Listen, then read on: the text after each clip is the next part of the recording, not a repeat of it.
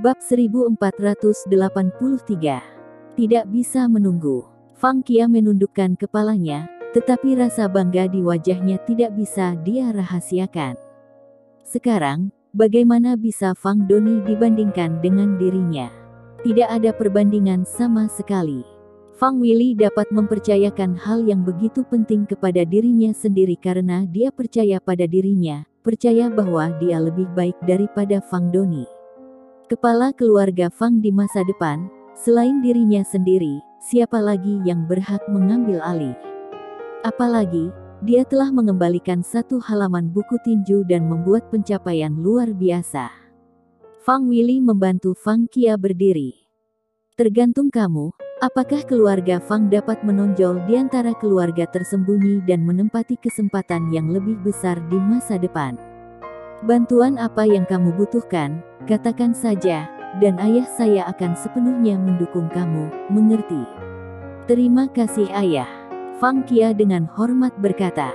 Dia bangkit, tidak membuang waktu lagi, meminta izin kepada Fang Wili, lalu berbalik dan pergi, langsung menuju ke ruang bawah tanah. Semuanya berjalan sangat lancar, bahkan lebih mulus dari yang dia harapkan. Jelas, bahkan Fang Wili, orang yang keras kepala ini, masih menundukkan kepalanya di depan buku tinju. Terutama setelah mempelajari beberapa hari, dia tahu bahwa dia harus mendapatkan lebih banyak lembaran tinju secepat mungkin. Waktu tidak menunggu siapapun. Fang Qia pergi ke penjara bawah tanah, dan tidak ada yang berani menghentikannya. Tanda khusus yang dia gantung di pinggangnya mewakili Fang Wili. Untuk keluarga Fang ini, Fang Wili masih memiliki keputusan akhir. Bibi. Fang Qia membuka pintu dan segera memberi hormat. Aku akan memberitahumu kabar baik. Kamu bisa meninggalkan rumah Fang. Fang Rani segera berdiri. Apa katamu? Dia tidak bisa menunggu lebih lama lagi. Terutama ketika dia menebak bahwa Fang Kaye adalah anaknya. Dia bahkan lebih ingin melihat Fang Kaye, dan ingin memastikan apakah tebakannya benar. Bolehkah aku pergi? Fang Qia mengangguk. Bibi, itu benar. Aku sudah memberitahu ayahku dan dia hampir ingin membunuhku. Dia tersenyum kecut, menggelengkan kepalanya, dan dengan sengaja membuat ekspresi ketakutan. Bibi adalah bibiku, saudara perempuan ayahku sendiri, darah lebih kental daripada air. Fang Qia berkata dengan emosi. Ayahku tidak ingin bibi mengalami kejahatan seperti itu lagi, jadi akhirnya dia setuju. Besok, ku akan membawamu jauh dari Gunung Keramat. Fang Rani sedikit bersemangat, tetapi dia masih menekan emosinya. Dia tidak ingin Fang Qia melihat kegembiraannya. Keluarga Fang. Gumam Fang Rani, dengan emosi yang kompleks, dan matanya tiba-tiba menjadi merah. Dia menggelengkan kepalanya, tidak tahu harus berkata apa, menyembunyikan wajahnya dan menangis. Bibi, jangan sedih. Fang Qia menghela nafas dan menghibur. Meninggalkan Gunung Keramat, kamu dapat menjalani hidup yang kamu inginkan.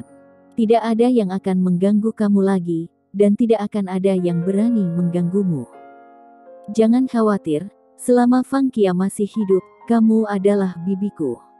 Siapapun yang mengganggumu, katakan saja padaku, aku tidak akan mengampuni dia dengan enteng. Keponakan yang baik. Fang Rani mengangguk, dengan penuh semangat tidak dapat berbicara. Dia benar-benar tidak sabar. Fang Qia pergi, Fang Rani tidak bisa berdiri atau duduk diam, berjalan mondar-mandir, berharap malam segera berlalu.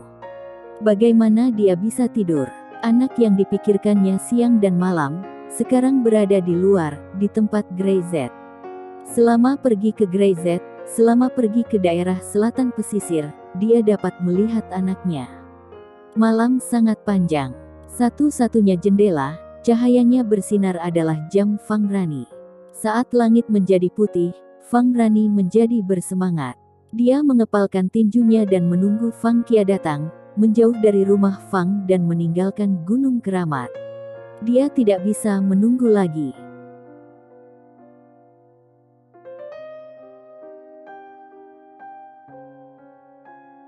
Bab 1484. Apakah kamu binatang? Grey Z sudah lama menerima pesan dari Fang Qia.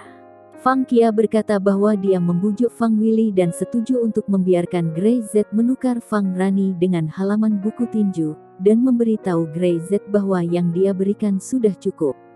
Ini adalah janji Fang Qia pada Grey Z. Grey Z tidak terlalu peduli, bahkan jika lokasi yang disetujui Fang Qia bukanlah di daerah selatan pesisir, tetapi tepat di luar gerbang Gunung Keramat. Fang Qia ini pasti ada niat tidak baik. Saudara Zen berkata, saya tidak mempercayainya.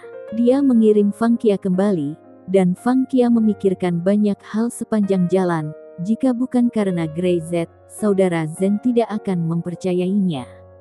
Dia tidak melakukannya dengan baik, dia tidak terlihat seperti orang yang baik. Grey Z tertawa. Kapan Brother Zen belajar untuk menilai orang lain? Apakah itu diajarkan oleh legenda ibu kota provinsi?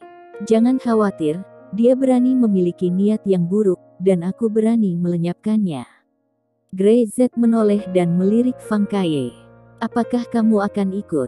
Fang Kaye bergerak. Apakah Grey Z ingin dia membunuh Fang Qia? Kamu harus pergi. Grey Z bertanya dan tanpa menunggu Fang Kaye berbicara, dia langsung memberikan jawaban sendiri. Bersiaplah, kita segera pergi, dan jemput seseorang di siang hari. Ya, Zen berteriak menanggapi.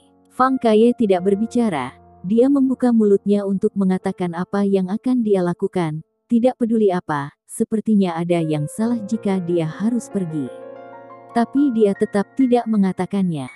Sekarang, Grey Z adalah gurunya, dia tidak bisa membantah apa yang dikatakan Grey Z. Beberapa orang langsung barat dan menyewa mobil ke gerbang luar Gunung Keramat. Hanya ada sedikit orang di tempat terpencil. Ketika mobil diparkir jauh, Grey Z membawa Rian dan Zen langsung ke Gunung Keramat. Lokasi yang dipilih Fang Qia masih di Gunung Keramat. Dari kejauhan, Fang Qia berdiri di sana, dan di sampingnya, Fang Rani berdiri. Grey Z. Fang Qia melihat Grey Z datang dan segera berteriak, "Kamu di sini." Grey Z tidak mengucapkan sepatah kata pun, berjalan lurus, melirik ke arah Fang Rani, dan melihat emosi Fang Rani, menyaksikan tatapan Fang Rani tertuju pada Fang Kaye di belakangnya. Dia pasti sudah mengerti. Aku di sini. Grey Z berkata dengan ringan. Oke, lepaskan. Dia melirik Fang Qia, telinganya bergerak sedikit, mengetahui bahwa banyak orang yang tersembunyi secara rahasia. Sudah waktunya untuk menghormati janji yang kau dan aku sepakati. Janji. Fang Qia mendengus, dan tiba-tiba berkata, janji apa yang aku setujui denganmu? Dia membanting tangannya dan langsung meraih tenggorokan Fang Rani. Fang Rani tiba-tiba menjerit, panik, dan memukul tangan Fang Qia, tapi ekspresi Fang Qia menjadi buas. Apa yang kamu lakukan? Fang Kaye segera berteriak. Fang Qia, bagaimana kamu bisa memperlakukan bibi seperti ini? Dia berteriak dengan ekspresi marah di wajahnya. Bibi. Fang Qia mencibir. Dalam keluarga Fang kami, tidak ada bibi. 20 tahun yang lalu, dia seharusnya mati. Dia menatap Grey Z. Jangan pikir, aku tidak tahu seberapa banyak kamu menghargai Fang Rani. Grey Z, aku akan memberimu kesempatan untuk menyerahkan buku tinju di tanganmu, maka wanita ini, aku bisa memberikannya padamu. Jari-jarinya berangsur-angsur mengeras, dan wajah Fang Rani tiba-tiba memerah, tetapi dia tidak bisa menyingkirkan tangan itu sama sekali. Mata itu menatap Fang Kaye, dan mendengar bahwa Fang Kaye mengkhawatirkannya, berbicara untuk membela dirinya sendiri, air mata Fang Rani tidak dapat ditahan. Nah, perasaan hubungan darah tiba-tiba menjadi sangat kuat saat ini. Hah. Di pegunungan dan hutan, 4 orang tiba-tiba muncul, memancarkan aura yang kuat, memandang Grey Z dengan aura pembunuh. Hari ini, jika kamu tidak menyerahkan buku tinju, kamu tidak hanya tidak bisa membawanya pergi, tetapi juga nyawamu. Fang Qia. Fang Kaye tiba-tiba berteriak, dan matanya melebar karena marah. Kamu binatang sialan.